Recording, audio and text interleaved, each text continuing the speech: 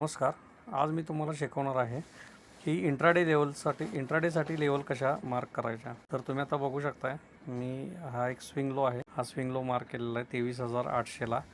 दुसरा एक low mark करतो इथं 23,900ला. त्यानंतर हा एक लो मार्क करता येईल आपल्याला 23,558ला. त्यानंतर हे जे दोन आहेत इथेही आपण मार्किंग करू शकतो या दोन लेवलला. तर तुम्ही बघू शकता निफ्टी ह्या लेवलमध्येच खेळत आहे. आता तुम्ही जर का इंट्राडेचा विचार केला आणि इंट्राडेवर आला तर बघा, आपण हा जो रेजिस्टन्स घेतलेला होता बरोबर, त्याच 23,800च्या लेवलला घेतला होता.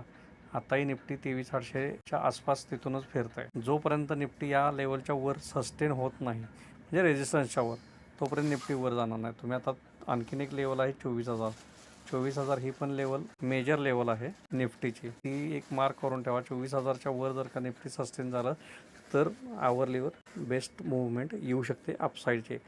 जोपर्यंत आता 4-5 दिवस याच रेंजला खेळते तोपर्यंत निफ्टीमध्ये चांगली मूवमेंट येणार नाही. तुम्ही आणखीन छोटा केला चार्ट, ही एक 15 मिनिटाची लेवल आहे 23,585ची. त्यानंतर आणखीन एक लेवल आहे, हा स्विंग हाय आहे 23,657. बघा, त्याच्या आसपासच आज इंट्राडेसाठी मार्केट फिरलं होतं. म्हणजे ह्या ज्या लेवल आहेत, कालचा क्लोज तिथून मार्केट फिरलं आहे. ह्या लेवल फार मॅटर करतात इंट्राडे मुवमेंटसाठी.